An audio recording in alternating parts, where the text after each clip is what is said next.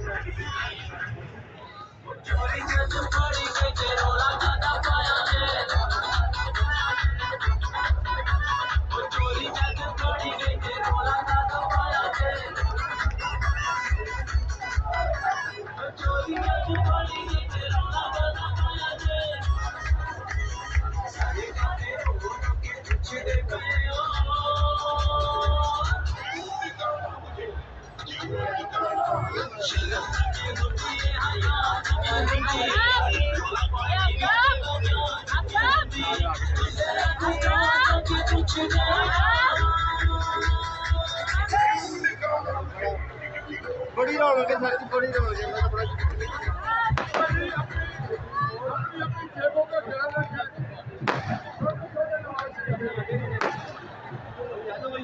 اپنی جیبوں کا دھیان رکھا.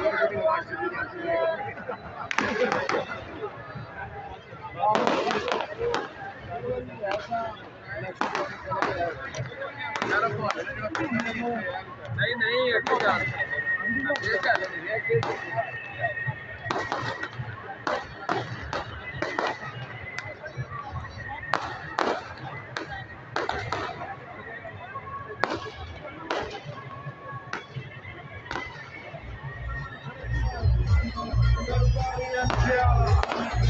Next up, Adinana.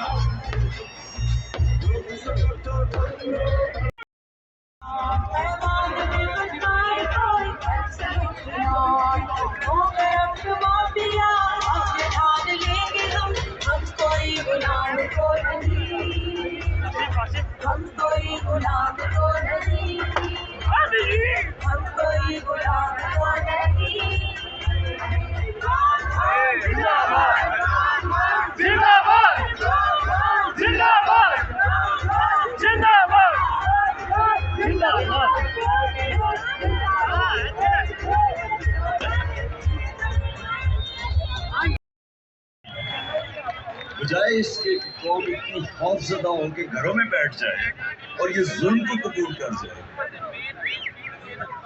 لوگ ایک قوم بننا شروع ہو گئے. پاکستان ایک قوم بننی شروع ہو. اور اس کے بعد صرف یہی نہیں کہ ہماری گورنمنٹ ہٹائی گئی، بلکہ اس کے بعد پورا ایک پروگرام بنایا گیا کہ کسی نہ کسی طرح ہمیں اتنا دبایا جائے کہ اس کے بعد اٹھ ہی نہ سکے ہماری جماعت. ہم نے جب 25 مئی کو ایک پرامن احتجاج کی کال دی اس بیرونی سازش کے خلاف، اور یہ جو ہمارے اوپر کرپٹ ترین لوگوں کو مسلط کیا گیا تھا، جب ہم نے کال دی تو ساری قوم کے سامنے جس طرح کا ظلم کیا گیا،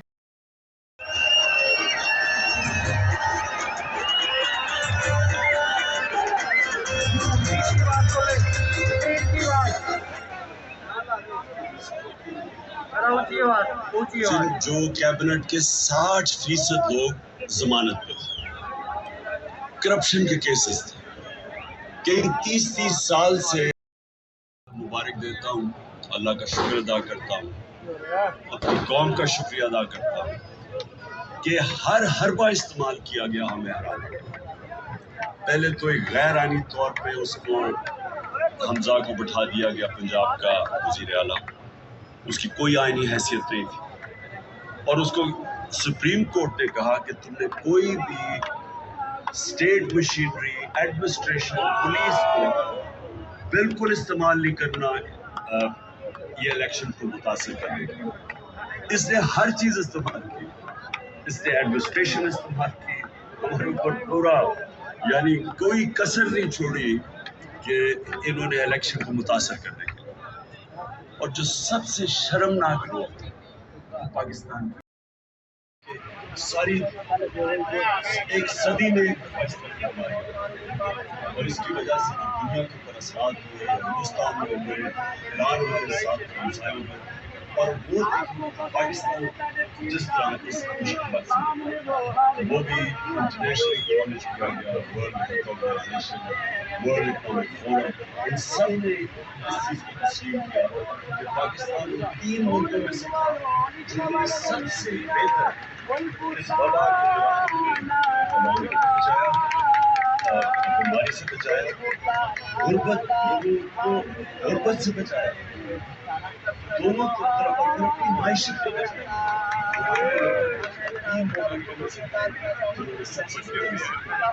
تو جب پاکستان ادھر کھڑا تھا تب ہماری نکال تھی، اب سازش کی، اور سازش کے بعد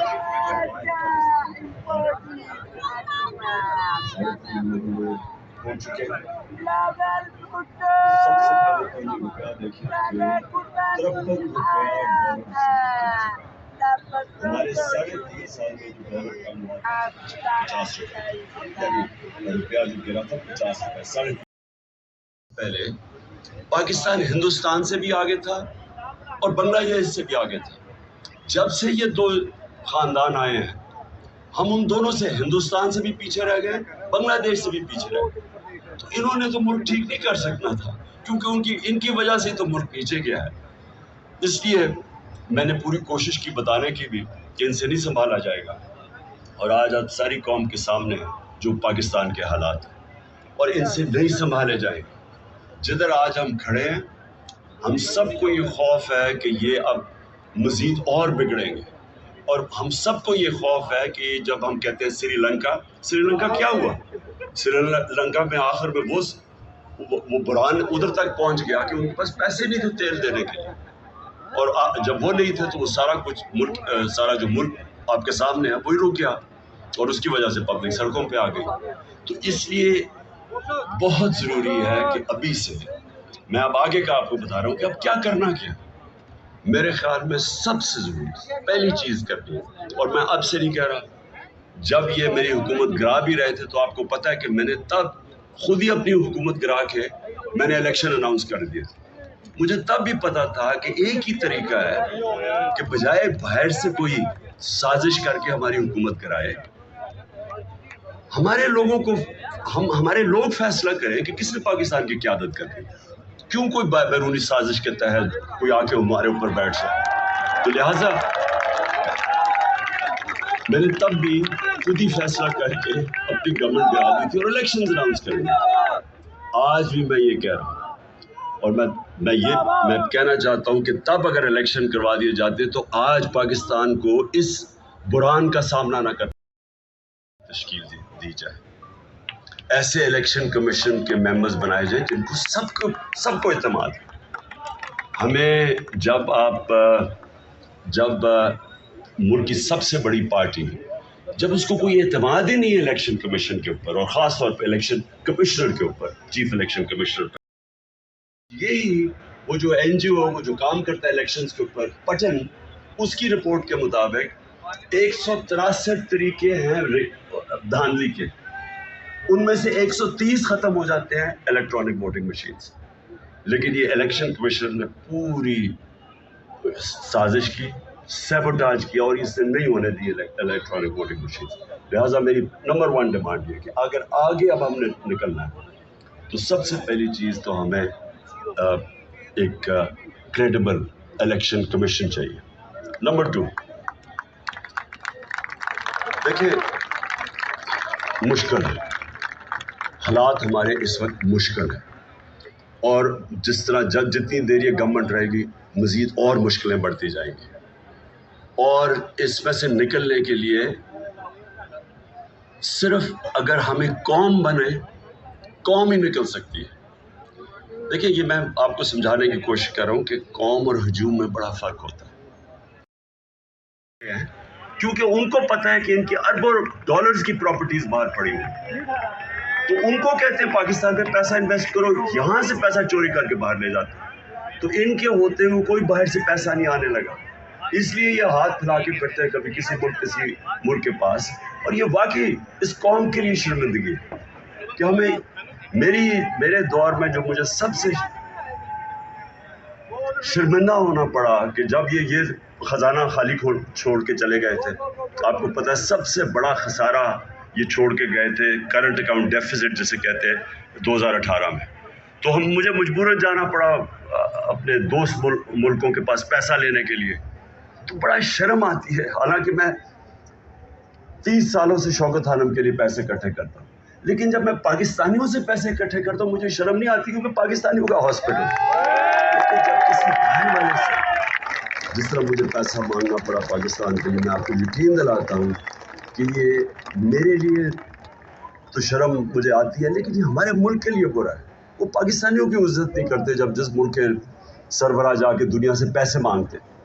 اس لیے انشاءاللہ اس بار ہم نے پلان بنایا ہوا ہے کہ ہم نے صرف اپنے بیرون ملک پاکستانیوں سے پیسہ اکٹھا کرنا ہے، اور ان کے پاس اتنا پیسہ ہے کہ ہمیں کوئی IMF کے پاس جانا نہیں پڑے گا انشاءاللہ.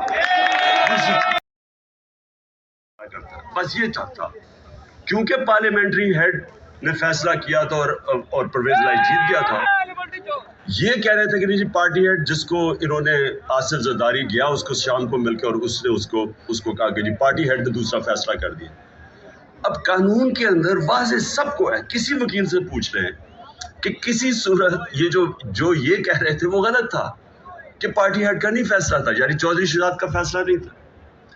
کیا کیا انہوں نے نہیں کیا دیا سے سارے وہ ایک سے ایک بڑا ملک کا ڈاکو بیٹھ گیا ٹیبل پہ، اور ایک سے ایک شروع ہو گیا برا کوئی عدالتوں کو برا بھلا کہنا، تھریٹن کرنا، یعنی دھمکیاں دینا.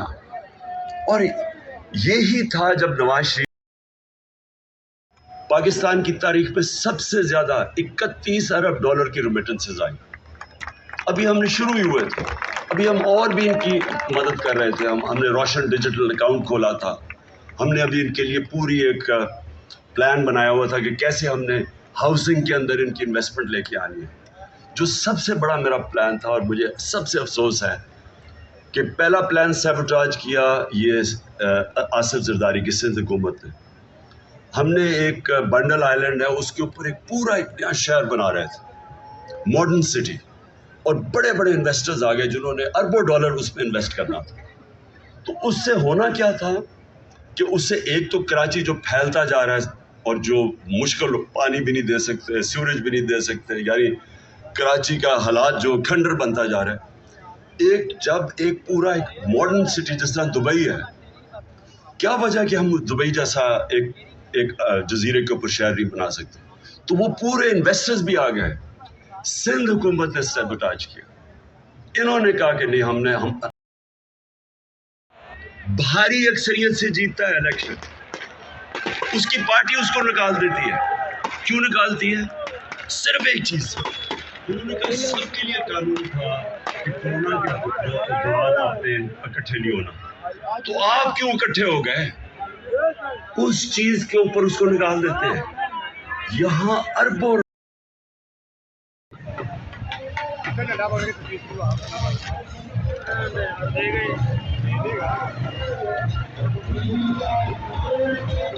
آگے کرنے سے کہتے ہیں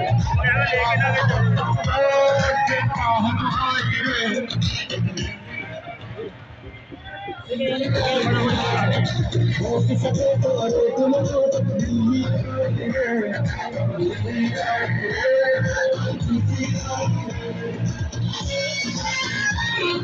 نہ چنچی تو لگائے ہیں، چنچی تو لگایا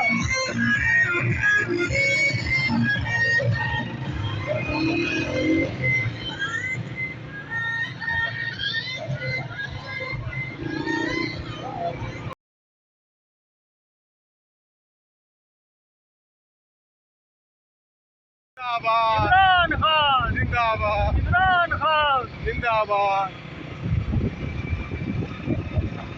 کیسی کراؤڈ تھی یار. Crowd is awesome. Awesome. Awesome crowd.